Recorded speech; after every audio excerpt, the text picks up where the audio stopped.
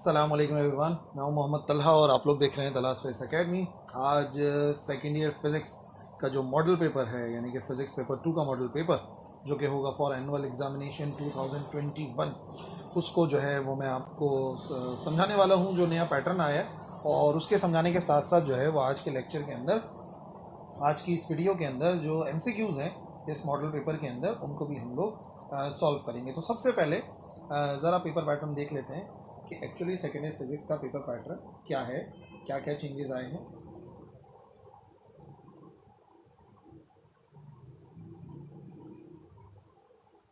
अब जैसा कि अनाउंसमेंट हुआ था 50% जो है वो MCQs होंगे, तो उसी तरीके से डिवाइड किया गया है हमारा जो पेपर है। सबसे पहले उसमें आ रहा है सेक्शन ए।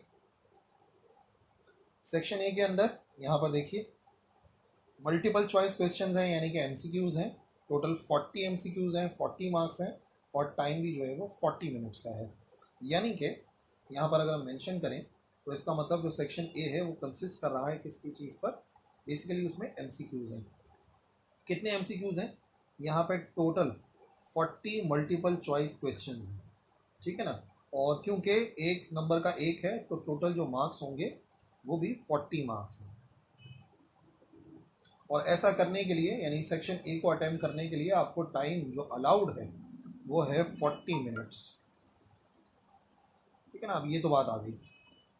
सेक्शन है 40 MCQs, 40 मार्क्स, एक एक नंबर का एक है, 40 नंबर हो जाएंगे टोटल सेक्शन ए को कंप्लीट करने के, ठीक है ना। उसके बाद बारी आ जाएगी हमारे पास सेक्शन बी। सेक्शन बी जो कि हमेशा से कौन सा वाला सेक्शन होता है? ये होता है numericals plus short answer question का होता है ना, शॉर्ट क्वेश्चन आंसर्स का ये सेक्शन होता है। और इसके अंदर इन्होंने क्या चेंज करा है तो देखा जाए यहाँ पर तो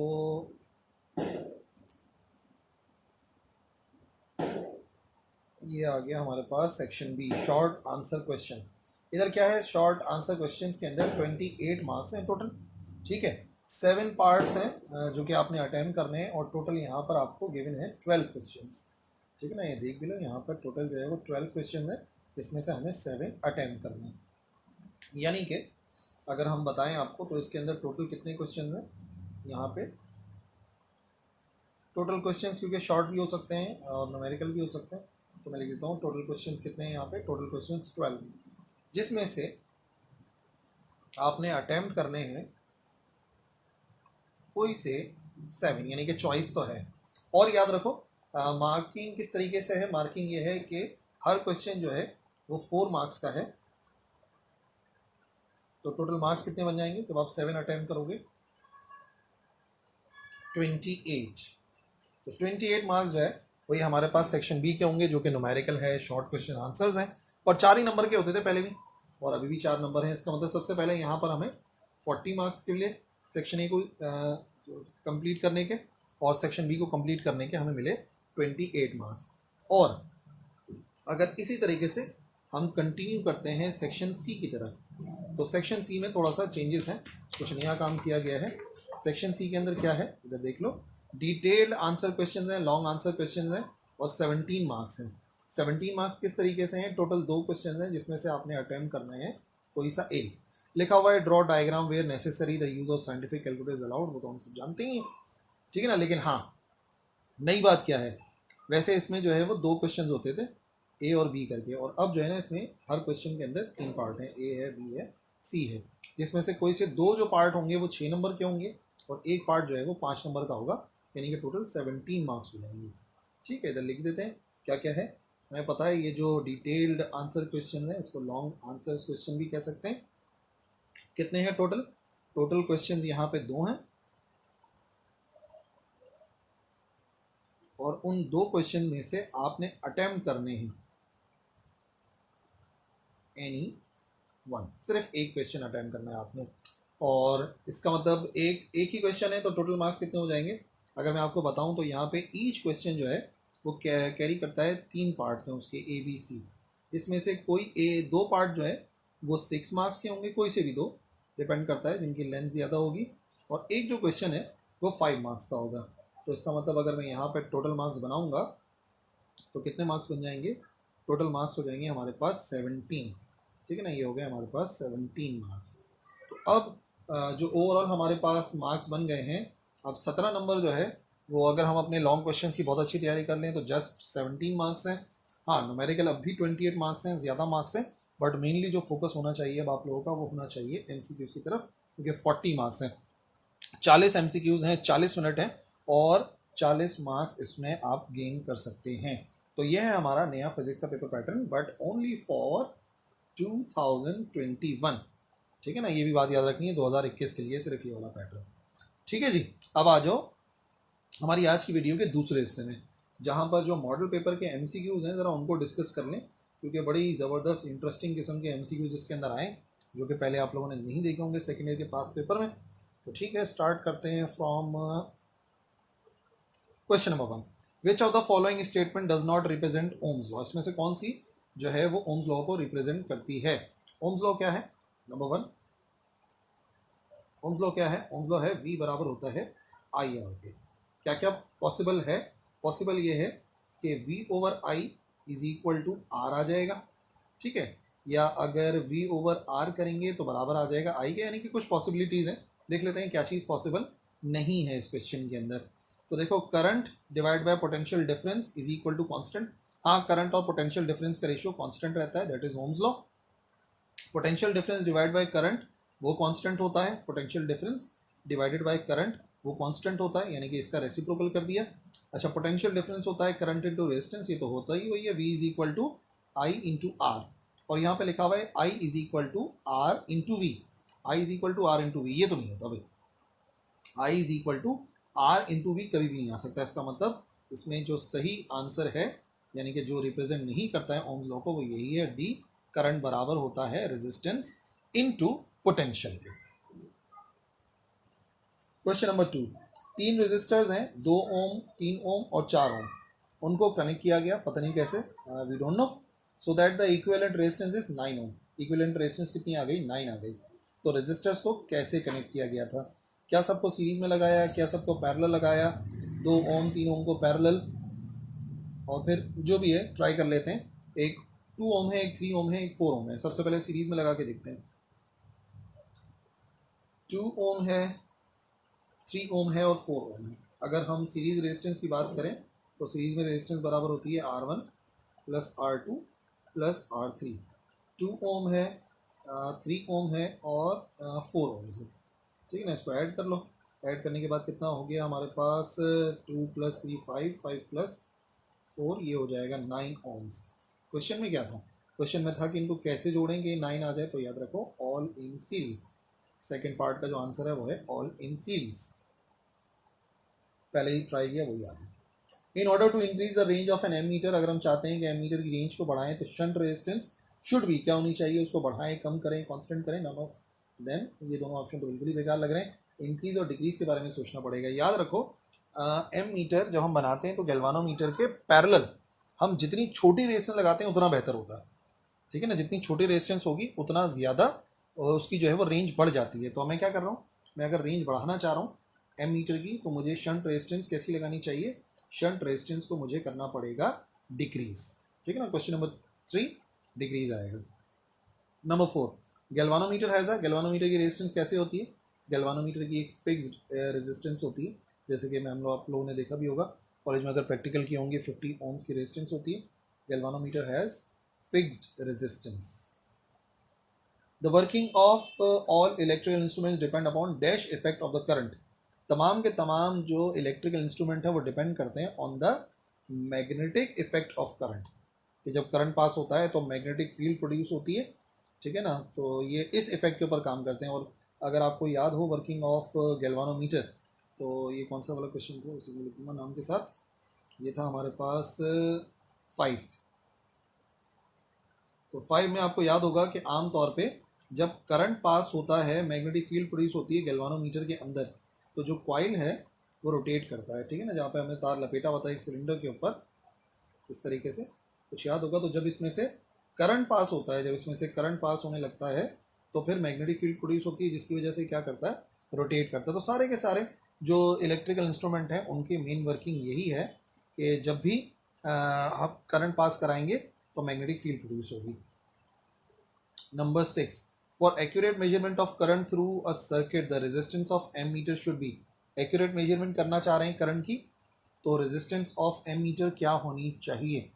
एम मीटर की रेजिस्टेंस याद रखिए जितनी कम होगी उतना बेहतर है, जितना कम होगी उतना बेहतर है। तो एक जैसे मिलते जुलते क्वेश्चन आ गए ना, तो ये बिल्कुल इसी तरह जैसे 3 में मैंने आपको समझाया था, उसी तरीके से जितनी कम होगी उतना बेहतर है। तो very small compare to the resistance. Amplitude modulation 7 in a signal means, amplitude का मतलब क्या बढ़ा देते हैं? एम्पलीट्यूड पता नहीं किसे कहते हैं? 7। अगर मैं एक वेव बनाता हूँ यहाँ पे, तो और ये आ गया वाई एक्सिस, ठीक है ना। यहाँ पे अगर मैं कोई वेव बना रहा हूँ तो वेव वाई एक्सिस में कितना ऊपर जा रही है वो एम्पलीट्यूड कहलाता है।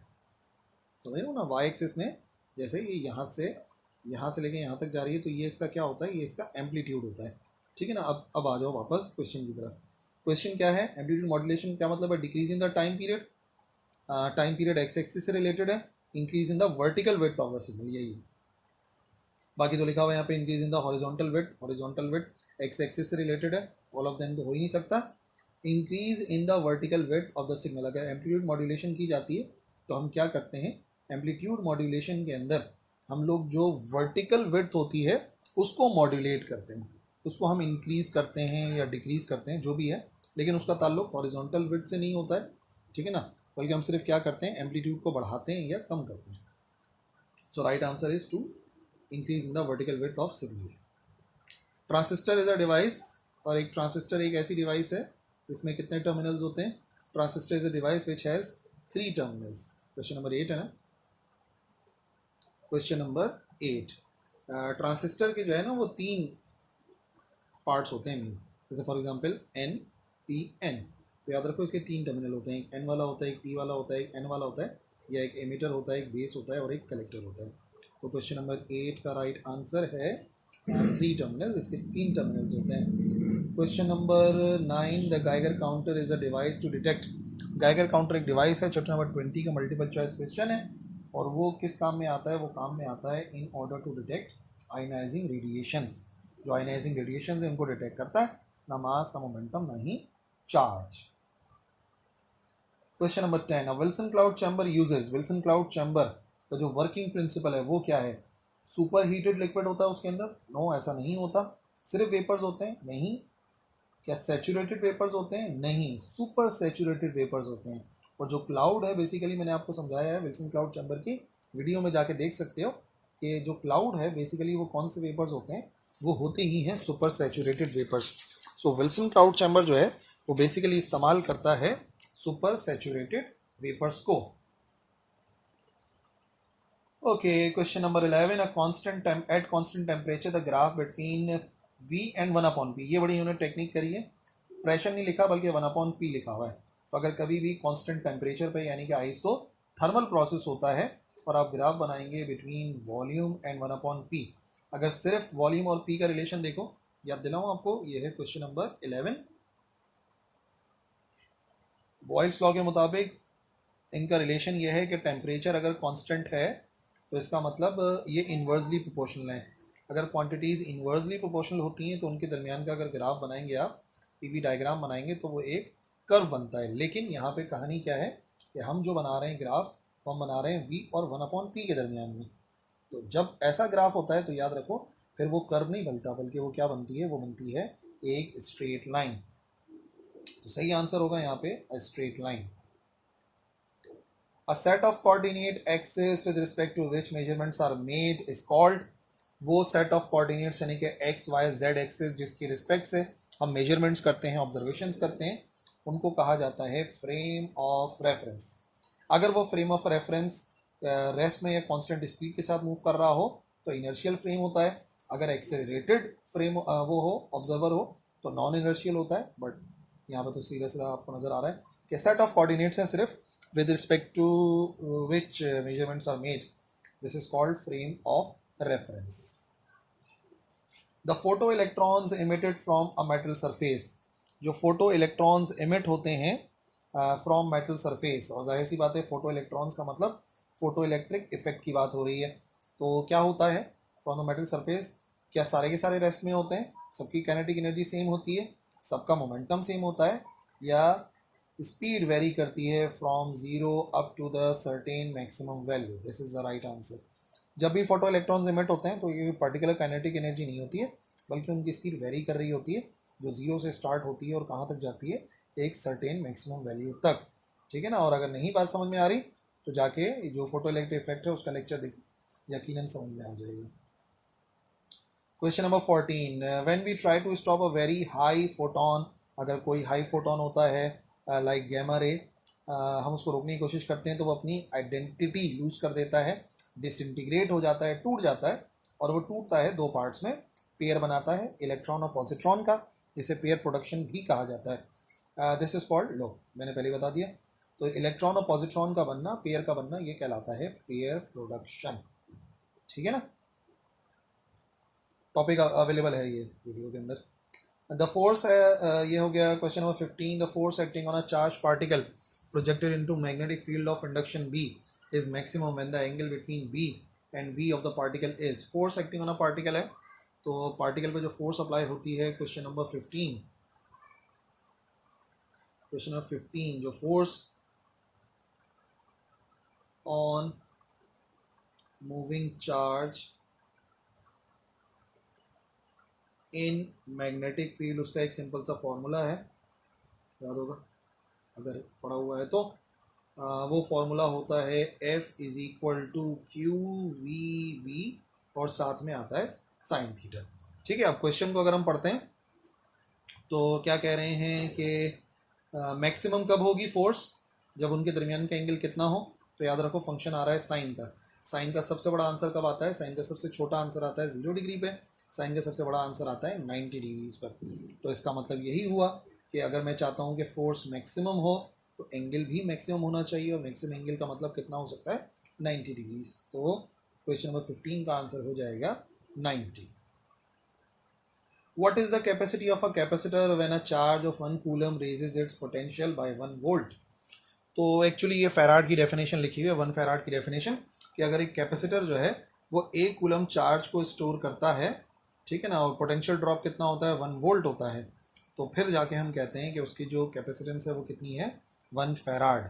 ठीक है ना। तो अगर 1 फेराड को हम डिफाइन करते हैं तो 1 फेराड की डेफिनेशन ही यही है, 1 फेराड इज इक्वल टू, जब 1 कूलम चार्ज स्टोर हो और पोटेंशियल डिफरेंस हो 1 वोल्ट का, तो इसका मतलब यहाँ पे आंसर आ जाना चाहिए 1 फेराड।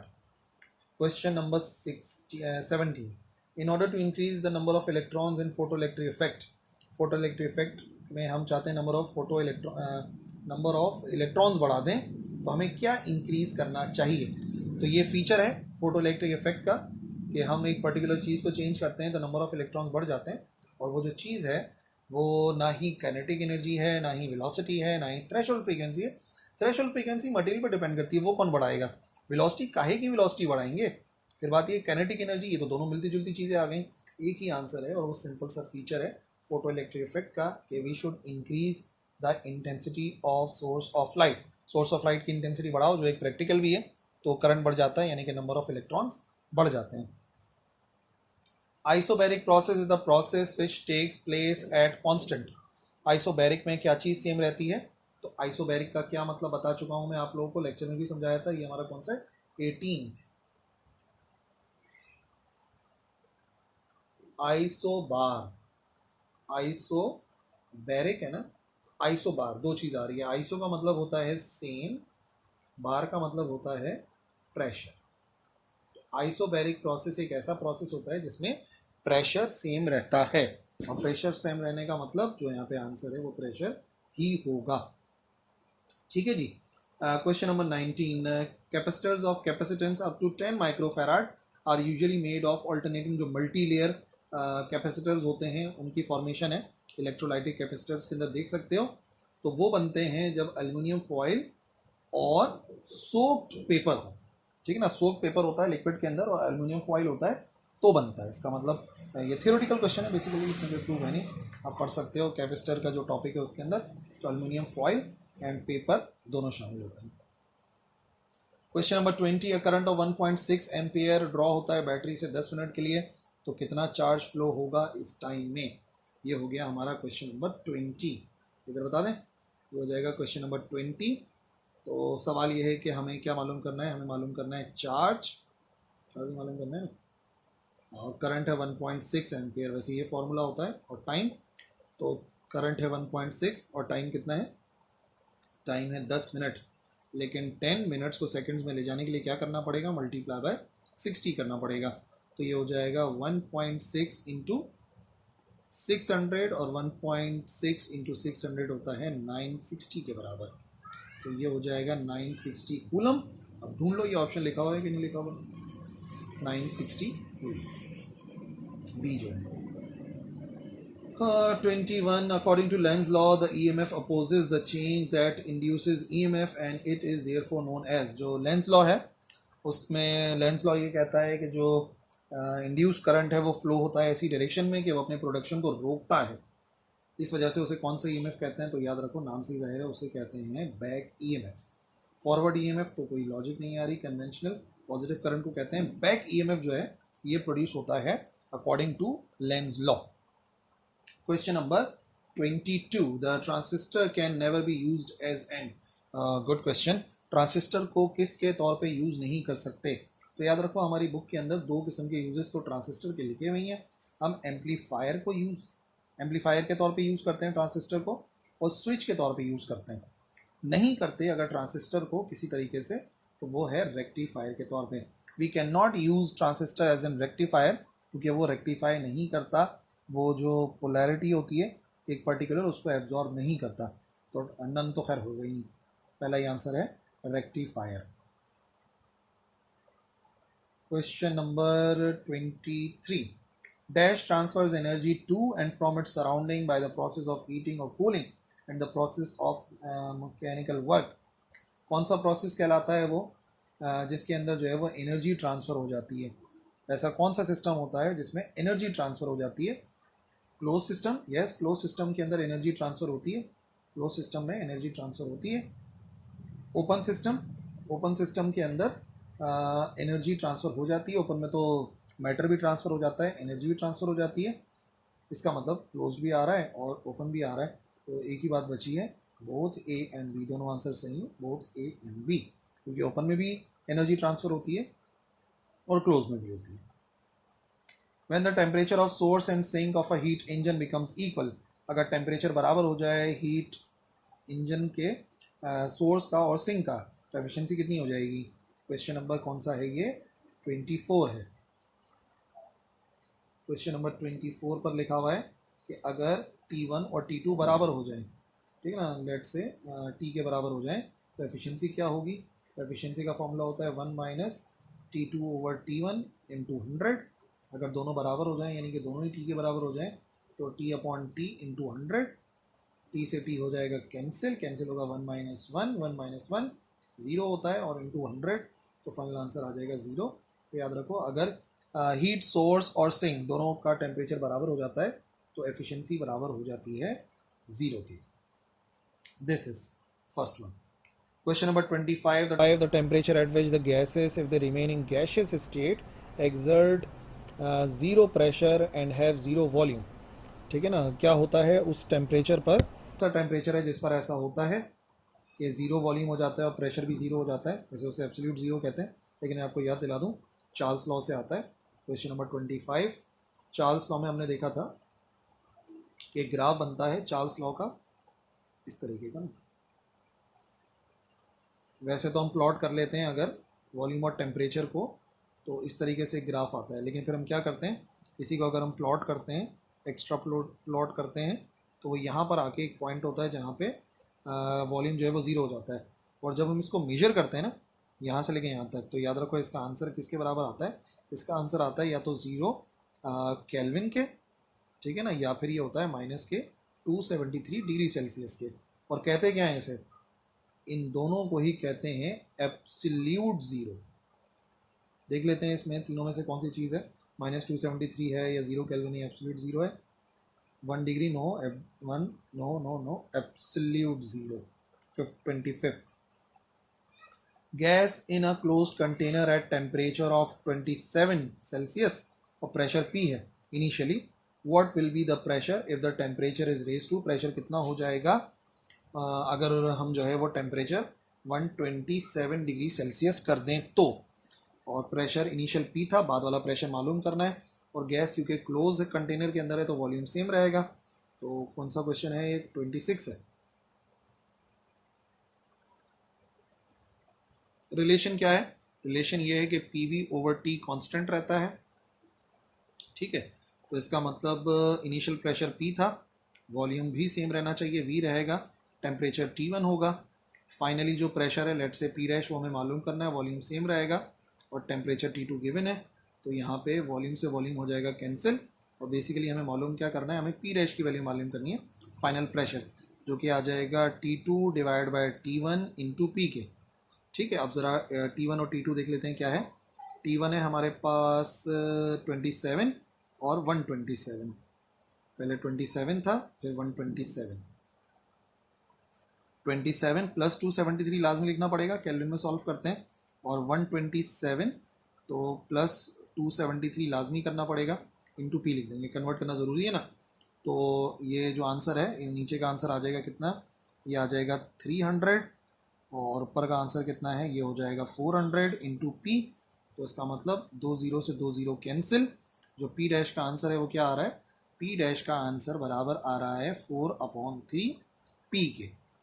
ये ढूंढना है सिर्फ, 4/3 P, 4/3 P, 4/3 P, 4p/3। Okay 27 the average energy release per fusion, तो कांस्टेंट वो वैल्यू है, वो तो 200 mega electron volt energy release होती है average per fission. 28 the amount of energy required to break the nucleus into its constituent particles, उसे कहते हैं बाइंडिंग एनर्जी, ठीक है ना। हाँ, लेकिन मुझे शायद इसको रिड्यूस किया था, लेकिन बहरहाल लिखा हुआ है। तो बाइंडिंग एनर्जी वो अमाउंट ऑफ एनर्जी है जिससे जो न्यूक्लियस के कॉन्स्टिट्यूएंट्स हैं वो आपस में कंबाइन हुए होते हैं, तो ब्रेक करने के लिए हमें उतनी एनर्जी चाहिए होती है। आयनाइजेशन का ताल्लुक इलेक्ट्रॉन से, आयनाइजेशन पोटेंशियल का ताल्लुक इलेक्ट्रॉन से, मास डिफेक्ट एनर्जी का नाम नहीं है, मास का फ़र्क है, वाहिद एक ही ऑप्शन है binding energy. 29 the sun which is largest source of heat energy gets its energy by the process of nuclear fusion. Nuclear fusion वो प्रोसेस है जिसके ज़रिए जो है वो सन जो है अपनी एनर्जी को प्रोड्यूस करता है, मेनली कि वहाँ पर इतना टेम्परेचर होता है कि 2 हाइड्रोजन न्यूक्लियर आपस में कंबाइन होकर हीलियम बनाते हैं। 30th according to Bohr's theory of hydrogen atom the total energy of hydrogen atom with its electron revolving in the nth stationary orbit, energy का आंसर चाहिए टोटल एनर्जी का। Question number 30, formula जो है energy का वो होता है En, nth orbit की एनर्जी माइनस 13.6 ओवर n का स्क्वायर, जो भी n की वैल्यू है, ये फॉर्मूला होता है। अब इस फॉर्मूले के तहत ये देखना है कि आंसर क्या है, ऑप्शंस देखने पड़ेंगे। प्रोपोर्शनल टू n होता है, नो नहीं होता। प्रोपोर्शनल टू n स्क्वायर होता है, no. Inversely proportional to n होता है, नो। इन्वर्सली प्रोपोर्शनल होता है n स्क्वायर के। ये तो कांस्टेंट वैल्यू है, तो हम लिख सकते हैं कि जो En है वो इन्वर्सली प्रोपोर्शनल है n स्क्वायर के। इसका मतलब जो हमारा लास्ट वाला ऑप्शन था वो सही। 31 X-rays are the part of electromagnetic spectrum and characterized by the frequency higher than those of, किससे फ्रीक्वेंसी ज़्यादा होती है तो एक्सरेज बनती है, तो फ्रीक्वेंसी वाइज बना देते हैं। 31 इंक्रीजिंग फ्रीक्वेंसी पे चलें तो सबसे कम जो है वो रेडियो वेव्स की होती है, आर से शो करते हैं, फिर माइक्रोवेव्स होती है, एम से शो कर रहा हूँ, इंफ्रारेड होती है, आई से शो कर रहा हूँ, फिर विजिबल रेडिएशंस आती हैं, फिर अल्ट्रा वायलेट आती हैं, फिर एक्सरेज आती हैं, फिर गैमा रेज आती हैं। ये पैटर्न याद रखो ना तो अपने आप याद रह जाएगा। तो ये इंक्रीजिंग फ्रीक्वेंसी है, यानी कि जो एक्स रेज हैं उनकी फ्रीक्वेंसी किससे ज़्यादा होती है, अल्ट्रा वायलेट रेडिएशन से ज़्यादा होती है, बिल्कुल। क्योंकि जिनकी फ्रीक्वेंसी विजिबल से ज़्यादा होती है वो तो अल्ट्रा वायलेट भी हो सकते हैं, जिनकी इंफ्रारेड से ज़्यादा होती है वो विजिबल भी हो सकते हैं, अल्ट्रा वायलेट भी। एक्सरे सिर्फ वही है जिनकी फ्रीक्वेंसी लाजमी तौर पे अल्ट्रा वायलेट से ज़्यादा होगी। इसका मतलब राइट आंसर होगा ultra violet radiations. 32 the terminal voltage of battery is observed to fall when the battery supplies a current to an internal resistor। इस क्वेश्चन में मुझे थोड़ा सा जो है ना कुछ मामलात हैं, मुझे नहीं लगता कि ये सही है, इसमें थोड़ा सा मिसप्रिंट हुआ है क्योंकि क्वेश्चन के मेंशन ही नहीं पूछा क्या गया है। इसलिए लिखा हुआ है जो टर्मिनल वोल्टेज है बैटरी का उसको हम ऑब्जर्व करते हैं कि वो गिर जाता है जब बैटरी सप्लाई करती है करंट किसी इंटरनल रजिस्टर को। अब कुछ क्वेश्चन पूछेंगे तो बताएंगे ना क्या कौन सा वाला ऑप्शन इसमें सही है, या अगर भाई आप लोगों की समझ में आ रहा है तो लिख देना कॉमेंट्स के अंदर, हो सकता है मेरी अभी समझ में नहीं आ रहा हो कि क्या आप पूछना चाह रहे हैं। ओके 30 कौन सा वाला आ गया भाई, 33 आ गया। A spherical shape charged rubber balloon whose charge distributed uniformly over the surface, जो इलेक्ट्रिक इंटेंसिटी होती है inside the charge rubber balloon. तो बेसिकली किसी भी चार्ज स्फीयर के अंदर, चाहे वो हॉलो हो चाहे वो सॉलिड हो, इंटरनली कोई इलेक्ट्रिक फील्ड मौजूद नहीं होती, क्योंकि सारे के सारे जो इलेक्ट्रिक लाइन्स ऑफ फोर्सेस हैं वो एक दूसरे के इफेक्ट को कैंसिल कर देती हैं। विच वन, ये है 33,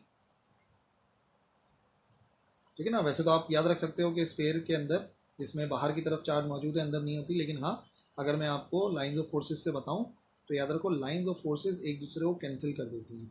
यहाँ की लाइन ऑफ फोर्स यहाँ की लाइन ऑफ फोर्स कैंसिल कर देती है, यहाँ की लाइन ऑफ फोर्स इस वाली लाइन ऑफ फोर्स को कैंसिल करती है, इधर की लाइन ऑफ फोर्स इधर की लाइन ऑफ फोर्स को कैंसिल करती है। इस वजह से अंदर इलेक्ट्रिक इंटेंसिटी ज़ीरो होती है, ज़ीरो। एक इलेक्ट्रॉन मूव कर रहा है along the axis of solenoid carrying a current, तो फोर्स उसके ऊपर एक्ट ही नहीं करेगी, ठीक है ना। बात यह है कि अभी मैंने आपको बताया था Q V B sine theta, तो अगर वो एक्सिस ऑफ सोलेनोइड में मूव कर रहा है यानी कि एंगल ज़ीरो बन रहा है, तो F is equal to Q V B sine theta के मुताबिक एंगल ज़ीरो है, और एंगल ज़ीरो है तो उसके ऊपर कोई भी फोर्स एक्ट नहीं करती। The picture on a TV screen becomes distorted when a magnet is brought near to the screen. जब हम एक मैग्नेट को करीब लेके जाते हैं पिक्चर टीवी स्क्रीन के, तो वो पिक्चर क्यों डिस्टॉर्ट हो जाती है, क्यों ख़राब सी हो जाती है, तो वो जो इलेक्ट्रॉन्स होते हैं टेलीविज़न में, ये साइंटिफिक रीज़न भी है, वो डिफ्लेक्ट हो जाते हैं। तो सही आंसर ढूंढो। The beam of electron will be deflected due to the magnetic field. जो बीम ऑफ इलेक्ट्रॉन होती है जो टेलीविज़न से निकल रही होती है वो डिफ्लेक्ट हो जाती है ड्यू टू मैग्नेटिक फील्ड। इस वजह से जो स्क्रीन है वो थोड़ी सी डिस्टॉर्ट होती है। 36 the path along which a unit positive charge moves in an electric field is called, उसे हम कहते हैं इलेक्ट्रिक लाइन ऑफ फोर्स, जिस पे यूनिट पॉजिटिव चार्ज मूव करता है। The magnitude of drift velocity, जो ड्रिफ्ट वेलोसिटी होती है उसका जो मैग्नीट्यूड होता है वो किस ऑर्डर में होता है। अच्छा, इसके बारे में आपको बताऊं, उसका ऑर्डर जो है ना, मैं लिख देता हूँ पहले अलग से। ये है हमारा कौन सा वाला क्वेश्चन, ये हो गया 37, क्योंकि इसमें मुझे लग रहा है कुछ गड़बड़ है। 37 इसका जो ऑर्डर होता है ना, याद रखो उसका ऑर्डर होता है 10⁻⁻² सेंटीमीटर, और अगर हम सेंटीमीटर पर सेकेंड, और अगर मीटर में लिखेंगे तो 10⁻⁻4 मीटर पर सेकेंड होगी। जिसका मतलब क्या बना, जिसका मतलब बना 0.0001 मीटर पर सेकेंड बनेगा, यानी कि 1 2 3 4 डेसिमल शिफ्ट करेंगे, ये होना चाहिए आंसर। अब मसला ये है कि हमारे पास यहाँ पे दो आंसर सेम प्रिंट हुए हैं, तो आई थिंक इसमें से कोई एक जो है ना, इसमें 2 0 है तो इसमें 3 0 आने चाहिए, तो फिर ये सही हो जाएगा। बहरहाल यहाँ पे कोई भी ऑप्शन मैच नहीं कर रहा है, लेकिन मैं बता रहा हूँ क्योंकि दोनों सेम प्रिंट हुए हैं, मिस प्रिंटिंग हो जाती है, तो ये होना चाहिए 0.0001। 38 the charge moving perpendicular to the magnetic field with a certain velocity V experiences, maximum force experience करेगा जब मैग्नेटिक फील्ड के परपेंडिकुलर मूव करेगा। Q V B sine theta, sine का मैक्सिमम आंसर 90 पर आता है, तो अगर परपेंडिकुलर मूव कर रहा है तो मैक्सिमम फोर्स लगेगी उसके ऊपर, ठीक है जी।